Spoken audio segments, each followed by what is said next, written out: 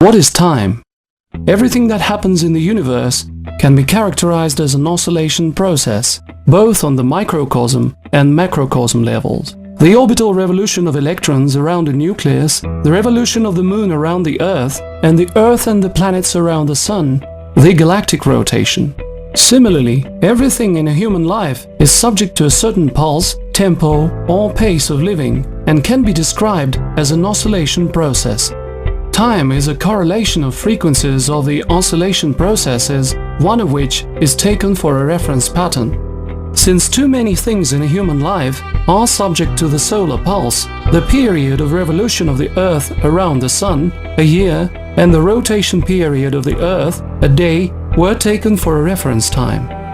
If we consider a human life as an oscillation process, we could see the following. Before the age of 25, a human being studies and does not take an active part in a social life. The age between 25 and 50 years is the period of the highest productivity in social activities of a human being. After the age of 50, most of people start to immerse themselves into their own problems and try to stay away from an active social life.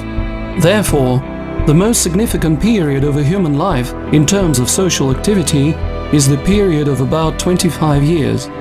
Similar principle can be found given the average age of a woman when she becomes a mother for the first time, which is also about 25 years. Since during the conceiving process a genetic information exchange is taking place and a newborn baby already possesses a new genetic code, this means that the information exchange on the biological level takes place every 25 years. Let's name this process as the frequency of biological time. Throughout the global historical process, it actually has not changed and remains constant. A human being is the only biological species on Earth which processes everything that he gets from nature and creates something new. Thus, beside the existing biosphere, a human being has created a technosphere, which he is continuously modifying and improving. The rate of the technosphere modification has been significantly gingered up by a legalized usurious interest, which is constantly stimulating the implementation of new technologies to pay off the debts. Is there any periodicity in the technosphere modification? Yes, there is such a periodicity, and it can be traced easily if we take as a basis one of the fields of the human activity, for example transport. A human being invented a dray cart, and it has served without any significant modifications for thousands of years. A human being invented a carriage, and it has driven for hundreds of years. A steam locomotive was invented, and its design has been modified in decades, from steam and diesel locomotives to electric locomotives and monorail. After the invention of automobile and airplane, the modification went on by single years. We can see that the frequency of technology modifications is constantly increasing, and if earlier it was measured by thousands of years, now it is measured simply by years. But technical information is just a part of the general information of the human culture. Basically, the whole culture is subject to the same law of variation, if we understand the culture as all the information beyond genetics.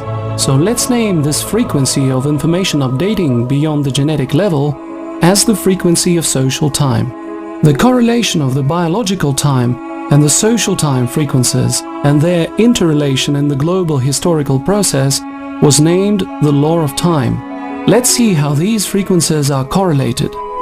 If earlier, during many hundreds and even thousands of years, the biological time frequency had been higher than the social time frequency, in the second half of the 20th century, the situation changed fundamentally.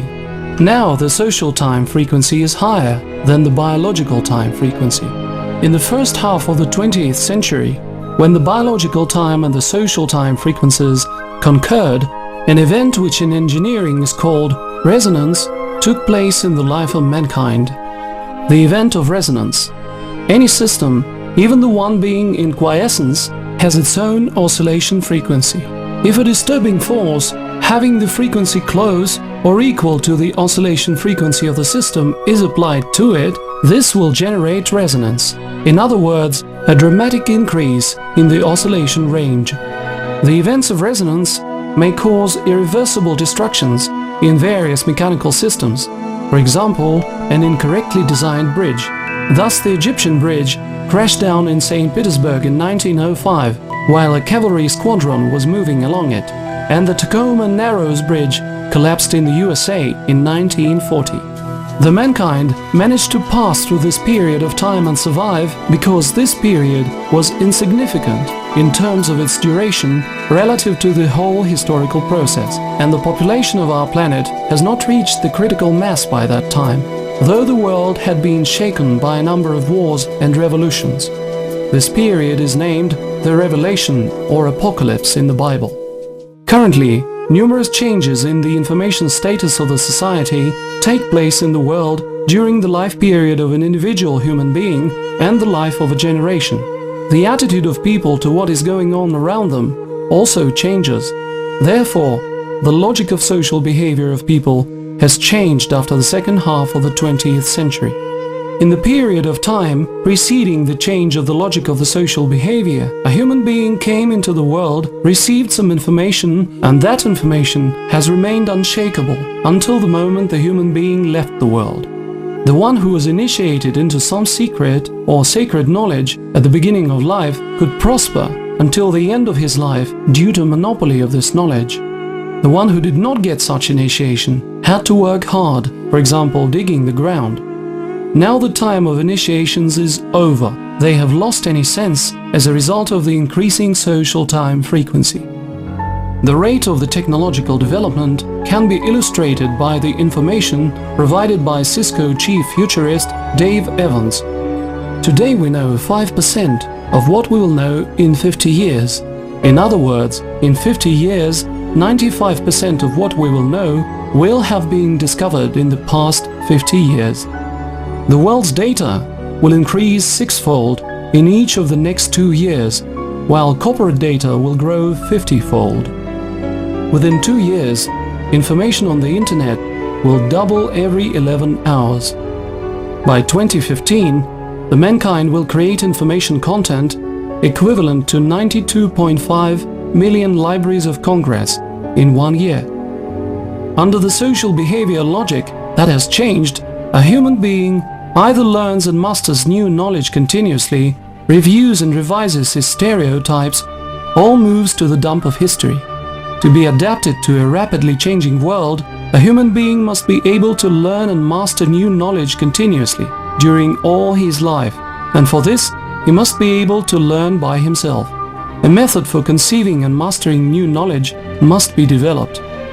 The main principle of the mankind enslavement is based on the use of the monopoly of knowledge. A small group of parasites sitting on top of the social pyramid possesses comprehensive and complete knowledge belonging to the whole mankind, and the closer the base of the pyramid is, the less knowledge is provided to people. Basically, two symbolic pyramids may be considered. One is the pyramid of power, with its tip pointing up, and the other is the pyramid of knowledge, with the tip pointing down. The law of time ruins this system of pyramids. A contemporary slaveholder, a master of working men, has to provide his slaves with new knowledge continuously, to make them work better and produce a profit while the social time is speeding up. But if the slaves get more and more knowledge, they will not be slaves anymore. Within one's comprehension of the common order of things, each one works for oneself, and within one's incomprehension, for the one who comprehends more. The comprehension of the law of time and the helplessness of the present-day slaveholders in relation to it are expressed by Alexander Sergeyevich Pushkin in his great poem Ruslan and Ludmila with the following words: "From sky the stars he'll pluck, I'll wager, or shift the moon that sails on high, but change the law of time and aging he cannot, hard as he may try."